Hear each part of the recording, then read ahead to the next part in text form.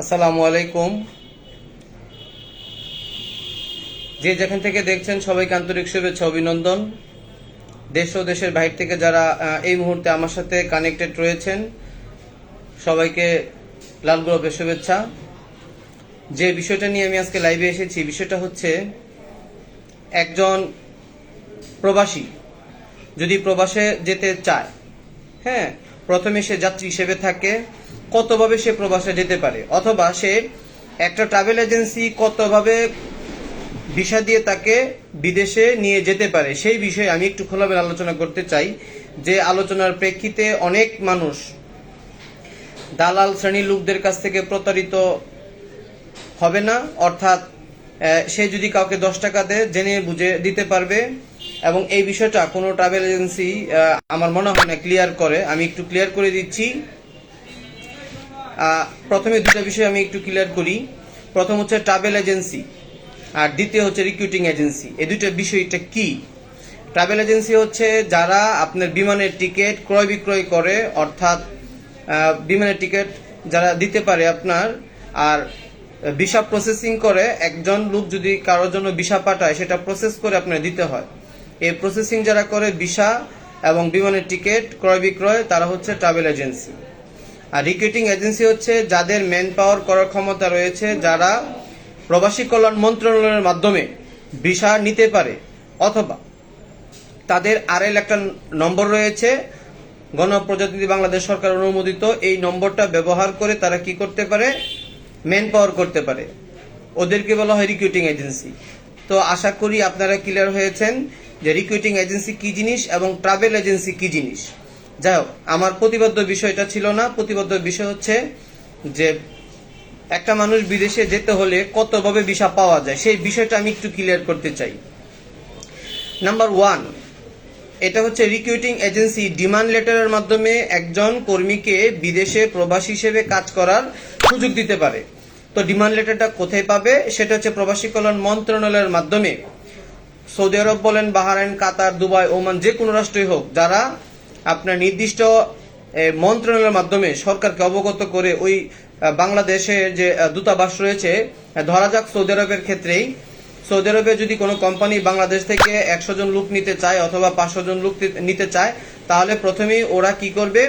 ওই সৌদি সরকারের কাছে আবেদন করবে কোম্পানি যে আমরা তো বাংলাদেশ থেকে এরকম 100 লোক নিতে চাই কর্মী হিসেবে।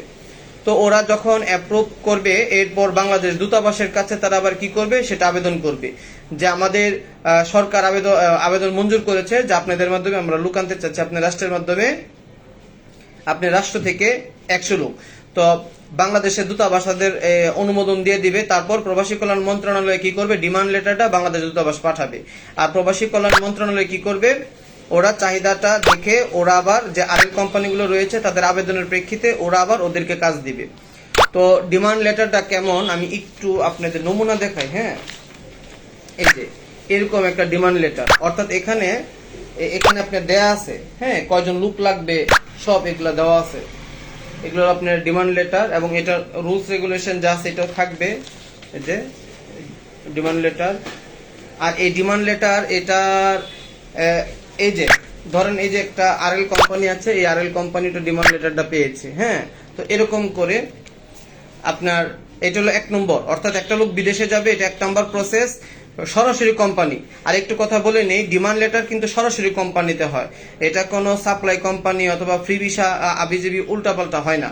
তো 1 নম্বর হচ্ছে ডাইরেক্ট কোম্পানির মাধ্যমে কিভাবে লোক যাবে, সেটা প্রবাসী কল্যাণ মন্ত্রণালয়ের ডিমান্ড লেটারের মাধ্যমে আপনি যেতে হবে। আর এটা অবশ্যই কোনো আরএল কোম্পানি পাবে। আর ট্রাভেল এজেন্সিগুলো হয়তো বা আরএল কোম্পানির সাথে কানেক্টেড থাকে, তাদের কাছে নিয়ে মানে প্রবাসীদের পাঠিয়ে দিতে পারে। তবে ম্যান পাওয়ার করতে গেলে অবশ্যই আরএল কোম্পানি দরকার। তো 1 নম্বর বলছি। 2 নম্বর, কোনো আরএল কোম্পানি আছে যারা ডিমান্ড লেটার পায় না, অর্থাৎ যে ডিমান্ডটা থাকে কর্মীর, সবাই তো এটা পাবে না।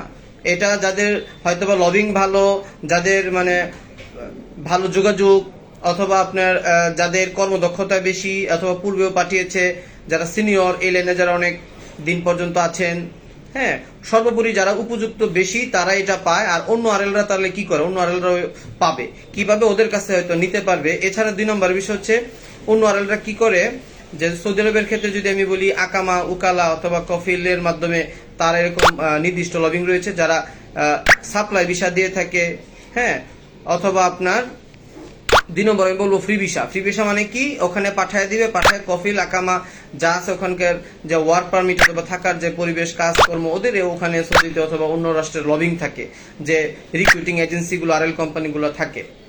তো নাম্বার 3 হচ্ছে সাপ্লাই কোম্পানি, অর্থাৎ সৌদি আরব বলেন যে কোনো জায়গায় বলেন মূল কোম্পানি যেটা সাপ্লাই কোম্পানিগুলো বেশি।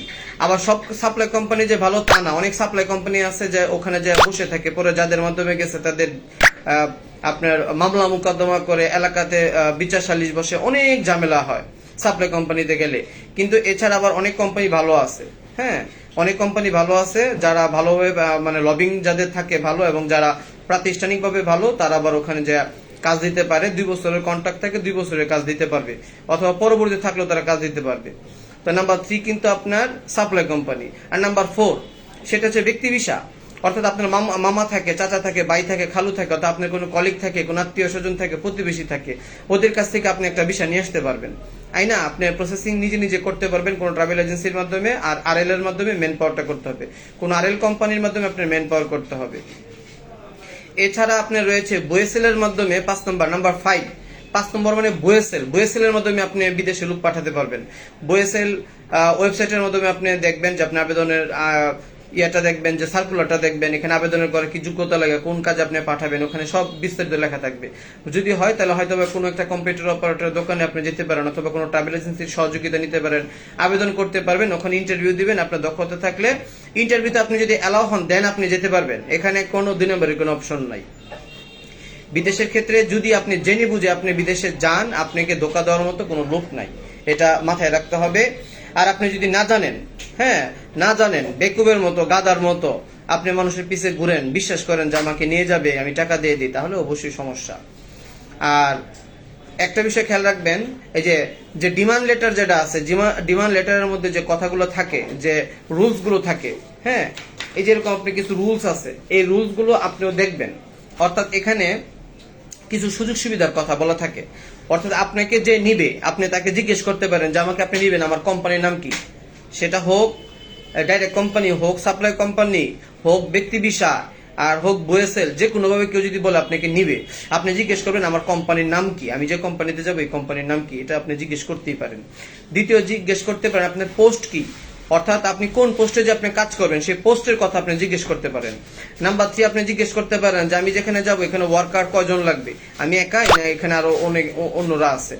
নাম্বার 4, আপনি জিজ্ঞেস করতে পারেন আপনার স্যালারিটা কত, অর্থাৎ আপনার বেসিক স্যালারিটা কত, আপনার ওভারটাইমটা কিভাবে দেওয়া হবে। এছাড়া আপনার এখানে কোম্পানির মধ্যে কিছু শর্ত থাকে, এই শর্তগুলো কি এটা আপনি জিজ্ঞেস করবেন।